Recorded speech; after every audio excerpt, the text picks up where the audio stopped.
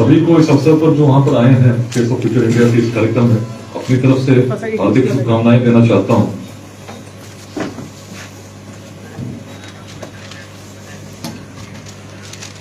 बिहार में और देश के अन्य स्थानों पर भी युवाओं से मैं अक्सर बातें करता रहता हूं और प्रयास करता हूं कि जो सोच है किस प्रकार यदि सकारात्मक होगी तो कैसे परिवर्तन संभव हो सकता है इसके बारे में बताऊं। बिहार में भी हम लोग एक कार्यक्रम चला रहे हैं जिसका नाम है लेट्स इंस्पायर बिहार। इसमें मूल रूप से अभी बिहार के जितने यूथ हैं उनको हम लोग एक प्रकार से इस प्रकार की चिंतन को करने के लिए प्रेरित कर रहे हैं कि बिहार का इतिहास कैसा था। जब भारत की हम लोग बात करते हैं, भारत के इतिहास की बात करते हैं तो हम पाते हैं कि भारत के इतिहास में एक समय ऐसा था जब भारत की राजधानी यही पटना में चल रही थी। वो समय ऐसा था जब न रोड थे, न टेक्नोलॉजी थी, न सूचना के माध्यम थे, लेकिन हम लोगों को जोड़ पा रहे थे। कैसे जोड़ पा रहे थे, क्या कारण थे, इस पर चिंतन जब हम लोग करते हैं हम पाते हैं कि हमारी सोच बड़ी विशाल थी, लोगों को जोड़ने वाली थी, साथ में लेकर चलने वाली थी।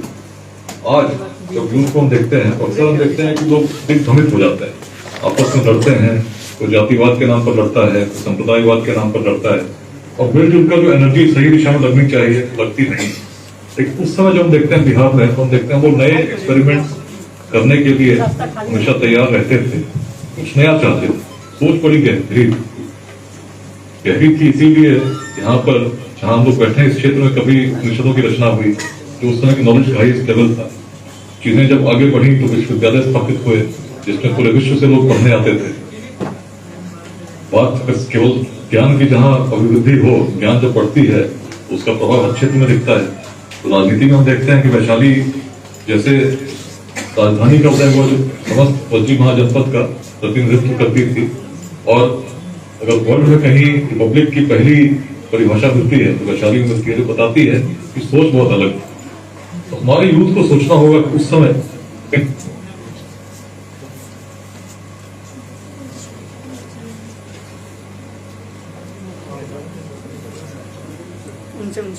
उनसे दिक्कत है। कोई व्यक्ति किसी वर्ग का हो शासन कर सकता है। चीजें जब बढ़ी तो बढ़ती चली गई और बढ़ी तो उसने अखंड भारत के साम्राज्य का निर्माण कर दिया। इस रूप में अगर हम देखें तो जो किसने किया कौन था।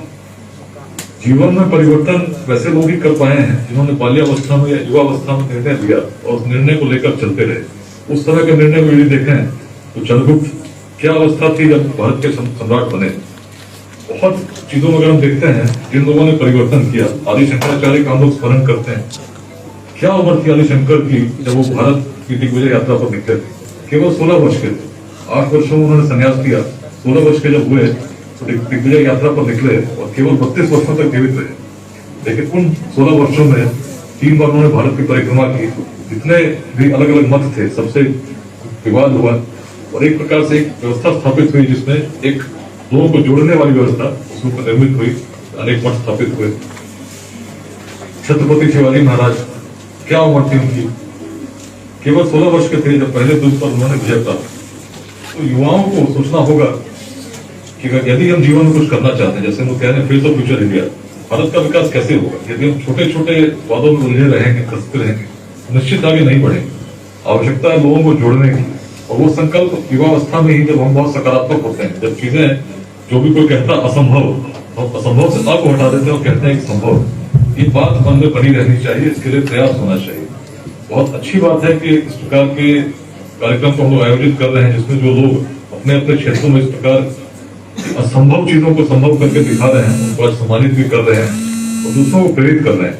जब प्रेरणा का प्रसार होता है बातें केवल छोटे लेवल तक नहीं उठती, बहुत फैलती है और उस व्यक्ति को जिसमें असीम क्षमता विद्यमान है उसको वह करने के लिए मजबूर करती है जो उसे करना चाहिए। कई बार हम लोग सोचते बहुत बड़ा है लेकिन कर नहीं पाते। कर हम तभी पाएंगे जब पूरी दृढ़ निष्ठा के साथ, दृढ़ इच्छा शक्ति के साथ आगे बढ़ेंगे और कोई कमी नहीं है। यदि हम सोचते हैं कोई चीज असंभव है, हमारे मन की एक सीमा है। अपने व्यक्तिगत जीवन में भी मैंने कई बार सोशल मीडिया पर भी साझा किया है, लोगों से बातें भी की।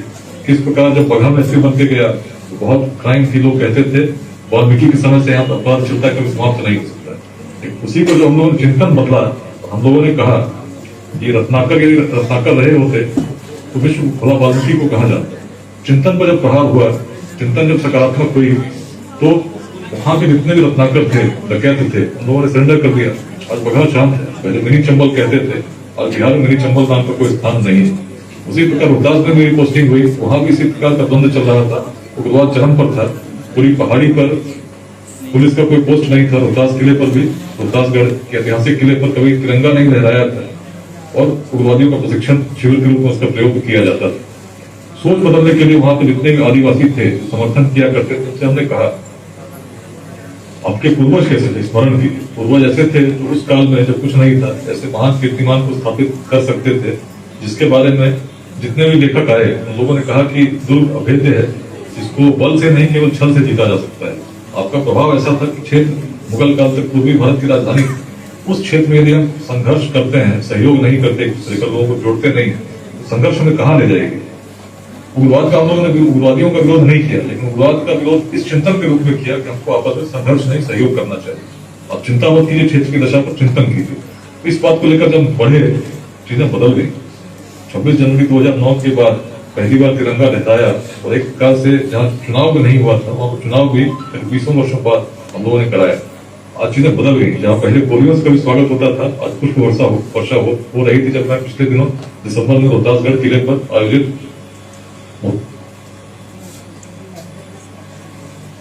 और यदि मन में युवावस्था की सकारात्मकता के साथ हम उस पर चिंतन करते हुए प्रहार करें, प्रयास करें, दृढ़ इच्छा शक्ति के साथ करें। हर व्यक्ति में सामर्थ्य है जो पूरे सृष्टि को संचालित करने का सामर्थ्य रखती है। ऐसा हमारे उपनिषदों में लिखा गया कि परमात्मा का जो अंश है उसमें परमात्मा के सारे गुण होते हैं।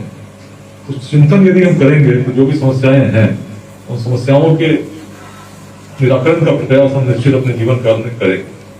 इस अवसर पर भौतिक रूप से मैं आपके समक्ष विद्यमान नहीं हूँ, लेकिन वर्चुअल माध्यम से ही ये बातें मैं रखना चाहता था।